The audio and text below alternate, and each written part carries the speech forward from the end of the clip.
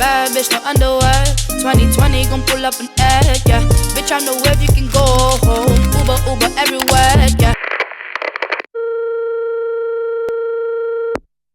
Bonjour, bonjour! J'espère que vous allez bien. Moi, ça va. Je vous retrouve aujourd'hui pour la vidéo tant attendue, je sais, de ma 6e année en dentaire. Je crois que c'est la première année où je le fais directement en tenue de travail et au travail. Donc je suis trop contente, je trouvais que c'était sympa de vous faire ça dans ce cadre-là. Alors, j'ai noté vos petites questions. Elles sont là. Donc je vais reprendre un petit peu au global tout le parcours de ma 6e année et du coup répondre aux questions en même temps. Alors, donc moi j'ai fini ma 6e année, là j'ai été diplômée au mois de septembre, je peux vous faire le retour complet sur l'année, c'est pour ça que je n'avais pas encore tourné, je voulais attendre de vraiment finir l'année. Alors la 6e année en dentaire, il faut savoir qu'on est toujours donc, externe à l'hôpital, on a toujours des vacations hospitalières à faire. Moi je vais parler au nom de l'université de Bordeaux dans le sens où c'est là où j'ai étudié. Après, tout est différent en fonction des universités, donc voilà. Nous, à Bordeaux, on avait 1 journée et demie obligatoire d'externat à l'hôpital. Donc moi, l'année dernière, je faisais le mercredi après-midi et le jeudi toute la journée. Ce qui était assez intéressant, c'est que voilà, à partir de la 6e année, ça fait quand même 2 ans qu'on pratique à l'hôpital, donc on commence à avoir des habitudes, beaucoup moins le besoin, je trouve, d'aller voir les professeurs. Enfin, voilà, ça commence un petit peu plus à tourner. Pour certains, il y en a qui ont fait des remplacements pendant l'été de la 5 à la 6. Moi, ce n'était pas mon cas personnellement, je n'avais pas eu le temps. J'avais l'envie, mais je n'avais pas eu le temps cet été-là de travailler. Donc, je suis arrivée en 6e année. J'ai commencé mon externat et à côté de ça, on m'a demandé est-ce qu'il y a encore des cours théoriques en 6e année. Donc, cours théoriques en tant que tel, non, il n'y a plus de cours. Par contre, nous, on avait des semaines de séminaires. Donc, des semaines du lundi au vendredi, obligatoires, où là, on avait cours toute la journée, en fait, voilà, pendant ces semaines-là. Il y avait peut-être 5 ou 6 séminaires dans l'année. Donc, en vrai, pas tant que ça. Et voilà, on va dire que c'est un petit peu les seuls cours que vous avez. Donc ça laisse quand même, on peut y réfléchir, pas mal de temps libre entre une seule journée et demie obligatoire à l'hôpital et après les séminaires. À ça s'ajoutent des stages, voilà, sinon c'est pas drôle. Donc, dont le plus gros qui est le stage actif, qui est un stage de 250 heures à réaliser en cabinet. Donc le but du stage actif, c'est normalement qu'un praticien vous permette de travailler à son fauteuil pendant 250 heures. Bon, vous vous doutez bien que ça arrive pas très souvent. Donc après, il y a plein de types différents de stages actifs. Il y a des stages actifs où au final l'élève est simplement observateur. Donc observateur pendant 250 heures, bon courage. Et il y a des stages actifs où l'élève a déjà son fauteuil, il y a un fauteuil dédié et il prend des patients. Voilà. Et un troisième où c'est plus un stage semi-actif où des fois on fait des actes, des fois on observe.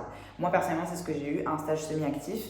Ça s'est très bien passé. J'avais des périodes d'observation. J'étais souvent en termes d'assistante, comme l'assistante dentaire, mais je faisais à la fois des actes, des empreintes, des caries, des ruissellements. Enfin voilà, je faisais pas mal de choses, des détartrages, mais voilà. Le dentiste faisait tout ce qui était taille, par exemple, préparation de couronne, etc. Donc, déjà, vous avez ce stage-là, 250 heures. J'ai trouvé que c'était très très long. Il faut savoir que c'est un stage non rémunéré, bien sûr, hein, sinon ce serait trop beau. Et donc, moi, je m'étais mis dans l'objectif de faire mon stage actif. Donc, vous avez toute l'année pour le faire, hein, jusqu'à mai ou juin. Moi, je m'étais dit, je commence dès septembre, je le finis au plus vite et ensuite je travaille. Parce que je m'étais dit, comme ça, tout le temps libre, après, je peux me permettre de travailler un petit peu. Donc c'est ce que j'ai fait. J'ai fait mon stage actif de septembre à décembre, je crois. Même pas, de septembre à janvier. Parce que à côté de ça, j'avais quand même envie de me garder du temps libre. Donc au final, voilà, je remplissais mes semaines déjà assez bien. Donc j'ai mis jusqu'à janvier pour faire les 250 heures. Et en janvier, j'ai commencé à travailler. Voilà, j'ai trouvé du coup une collaboration en campagne, dans la petite ville où habitaient avant mes grands-parents. C'est un petit peu par hasard.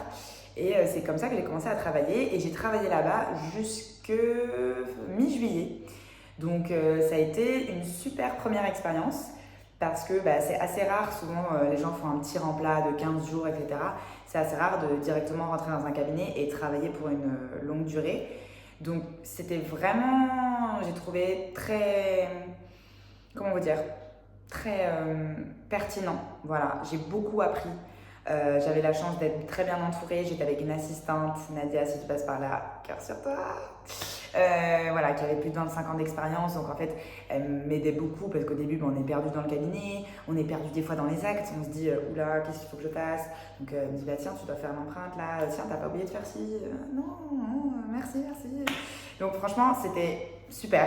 En plus, j'étais dans un cabinet avec une ambiance ultra familiale. C'est pour ça que j'aime beaucoup la campagne. Enfin, on en parlerai après. Mais du coup, c'était top. Et donc, j'ai vraiment pu commencer à travailler, commencer à gagner mes sous aussi, hein, parce qu'on va pas se cacher. On est étudiant pendant je sais pas combien de temps. Le salaire de l'hôpital, voilà. Donc, ça faisait plaisir enfin de commencer à gagner ses sous. Et voilà, pareil, apprendre à côté. Enfin, il y a plein de choses que vous apprenez sur le tas. Mais personnellement, j'ai adoré. Ça me permettait aussi de commencer à avoir un rythme de cabinet et tout. Donc, c'est vrai que je vous avais dit, j'étais à l'hôpital le mercredi, jeudi.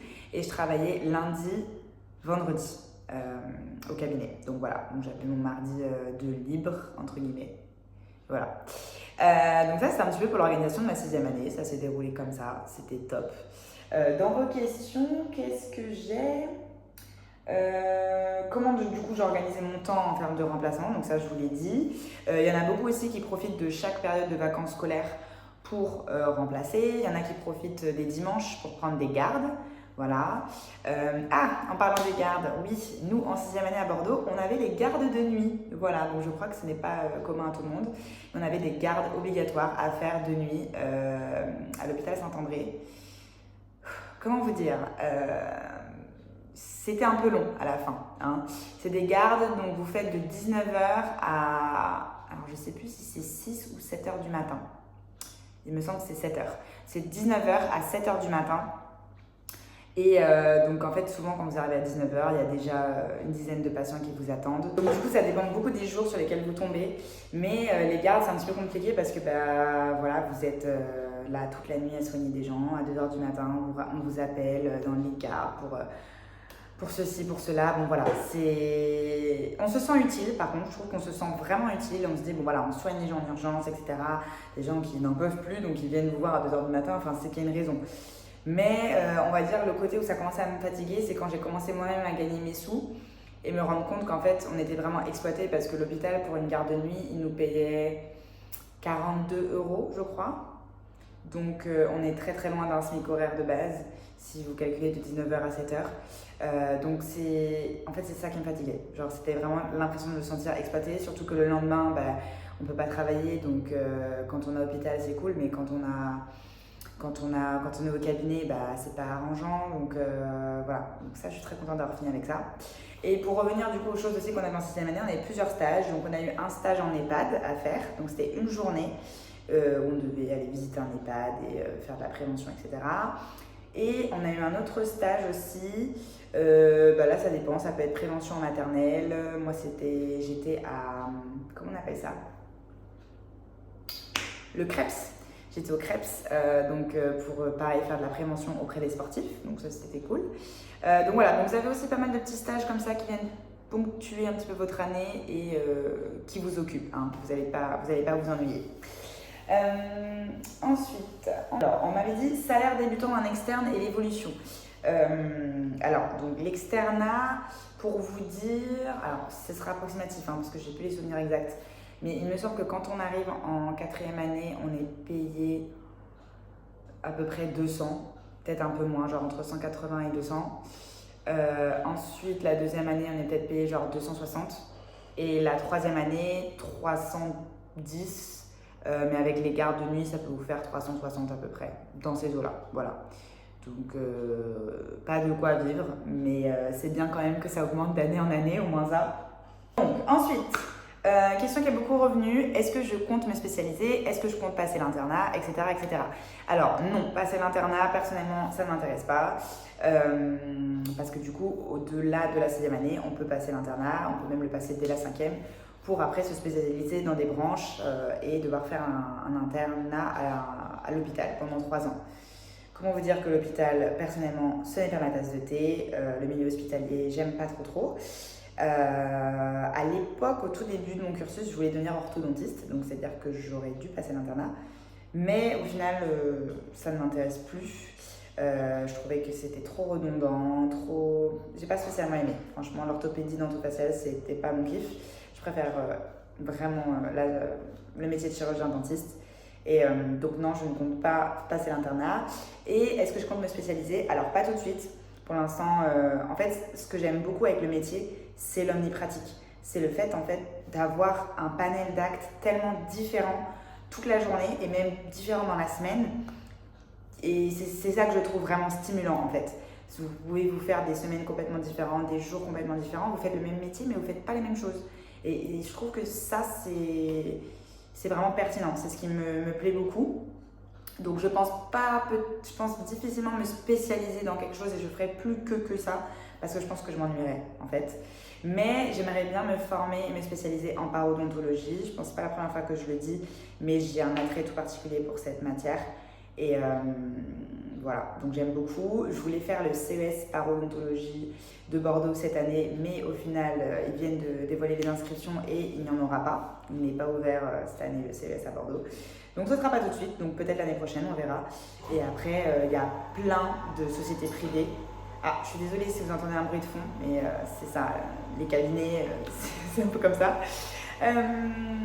Donc ouais, après je pense me spécialiser avec des formations privées, etc. Mais pour l'instant, je fais de l'omnipratique. En parlant de pour l'instant, pour ceux qui veulent une update, qu'est-ce que je fais? Donc, je suis en cours d'écriture de thèse. Voilà, ma thèse, je l'ai commencé Alors j'ai commencé à y réfléchir dès le début de l'année dernière et j'ai dû faire valider ma fiche numéro 1 en mars, je crois, quelque chose comme ça. Donc en fait, vous devez proposer un sujet, trouver un directeur de thèse et après votre sujet est étudié par une commission. Et voilà, c'est cette fameuse fiche numéro 1 que vous présentez à la commission et en fonction, ils acceptent ou pas que vous traitiez le sujet de thèse. Donc voilà, mon sujet de thèse, je vais peut-être pas vous le dire maintenant, je vous le garde en surprise. Voilà, je vous le dirai pour la dernière vidéo de cette série quand je serai thésée et que je serai officiellement chirurgien dentiste. Là, bon, je suis chirurgien dentiste remplaçante, mais voilà, je ne peux pas encore normalement m'appeler docteur. Donc voilà, j'ai très hâte. Je suis en cours d'écriture de ma thèse du coup. À côté de ça, je travaille donc 3 jours par semaine dans un cabinet. Je suis en remplacement d'un congé maternité. Je travaille du coup toujours en campagne. Je vais vous expliquer juste après pourquoi. Et voilà, donc j'alterne 3 jours de cabinet, 2 jours de thèse. Après voilà, la thèse, c'est pas toujours, c'est pas vous êtes sur votre ordinateur et vous écrivez tout le temps. Voilà, il y a des processus de recherche, des processus de collecte d'informations qui sont un peu longs. Là personnellement c'est mon cas, je suis en train de faire de la collecte d'informations avec des questionnaires, etc. Donc c'est un petit peu la partie la plus longue. Et ensuite après ça, je pourrais passer à la dernière partie rédactionnelle de ma thèse et espérer la finir. Donc voilà, on a jusqu'à décembre 2024 pour la passer. Après ça, on sera interdit d'exercice, donc on ne pourra plus être chirurgien dentiste remplaçant tant qu'on ne sera pas taisé. Donc l'intérêt est du coup de la passer le plus vite possible. Enfin, moi, je sais la passer rapidement. J'aimerais bien, pour être large, avant les 6 premiers mois de 2024. Enfin, vous avez compris. Dans la première partie de l'année 2024. Voilà, c'est plus clair. Donc, la campagne. Pourquoi je vous parle de la campagne? Parce que vous êtes, je pense, vous n'êtes pas étranger au fait qu'on manque beaucoup de médecins en France et aussi de dentistes, et particulièrement dans les déserts médicaux et dans les campagnes. Venant de Bordeaux, je trouve que la ville, c'est très saturé comme marché. Il y a beaucoup de dentistes, il y a beaucoup de patients certes, mais je trouve que la patientèle de ville est assez exigeante. Et on est sur des gens qui sont stressés, qui travaillent en ville, qui ont des postes à haute responsabilité. Voilà, je trouve que c'est pas forcément tout le temps bienveillant. Même vis-à-vis des chirurgiens dentistes entre eux, je trouve qu'il y a une grosse concurrence. Enfin, voilà, c'est assez particulier. Du coup, je préfère largement la campagne. Depuis que j'ai commencé à travailler, c'est vrai que je travaille quasiment que en campagne et j'avais déjà fait mes stages en ville, donc je vois quand même la différence. Et je trouve qu'en campagne, on a une tranquillité d'esprit qui est sans pareil en fait. Les patients sont très gentils, les patients sont patients tout simplement. Vous pourrez avoir un petit peu de retard, vous n'allez jamais vous faire engueuler alors qu'en ville, c'est très compliqué. Voilà, je trouve aussi que l'atmosphère est plus sympathique au niveau des collègues, tout ça c'est toujours un peu plus familial. On a un beau cadre, on a un très beau cadre, je vous montrerai juste après, mais moi personnellement j'ai une grande baie vitrée, là je vois la nature, les arbres, la verdure, enfin c'est hyper agréable. Chose que je trouve qu'on ne retrouve pas forcément en ville, quoi. En ville on est dans des cabinets où il n'y a même pas de lumière de jour, des fois même pas une fenêtre. Franchement, ça fait pas rêver. Donc, moi, je suis partisane de la campagne. Je trouve qu'on peut trouver assez facilement, pas trop loin de Bordeaux. Bon, là, c'est mon choix, je suis à 1h30 de Bordeaux, 40 minutes de train, 30 minutes de voiture. Mais voilà, je suis très contente, je ne changerai pas. Et là, je suis en train de voir pour un prochain remplacement, encore en campagne. Donc voilà. Et non, franchement, je peux que vous conseiller. Dès que vous pouvez être un petit peu mobile, etc., vous embêtez pas à rester en ville en fait. Aller en campagne, surtout je trouve les premières années, on n'est pas encore sûr de nous, où on a besoin entre guillemets de se faire la main, c'est normal. La patientèle de campagne est moins exigeante, ce qui ne veut pas dire qu'on fait n'importe quoi sur eux, hein, n'allez pas croire ça, on soigne bien et voilà. Mais ça permet, je trouve, d'être un peu plus relax, quoi. Voilà. Voilà où j'en suis à peu près actuellement. Après j'avais d'autres questions mais c'était plus sur comment réussir dentaire, tout ça, mais ça j'ai déjà fait d'autres vidéos à ce sujet. Donc je vous laisserai aller les regarder. Et voilà, j'espère que ça vous aura plu, que vous aurez eu un petit peu du coup des nouvelles, l'update de la 6e année. Franchement la 6e année c'est la plus belle année, c'est la dernière, vous commencez à travailler, vous avez encore un petit pied à la fac. Surtout, profitez-en pour échanger avec vos professeurs, profitez-en pour vous nourrir un petit peu de tout ce que vous pouvez parce qu'après, voilà, vous ne serez plus étudiant, vous pourrez toujours vous compléter de formations privées, mais déjà vous devrez payer les formations et ce ne sera plus pareil. Donc franchement, pour ça, profitez-en et voilà, enjoy! Bisous!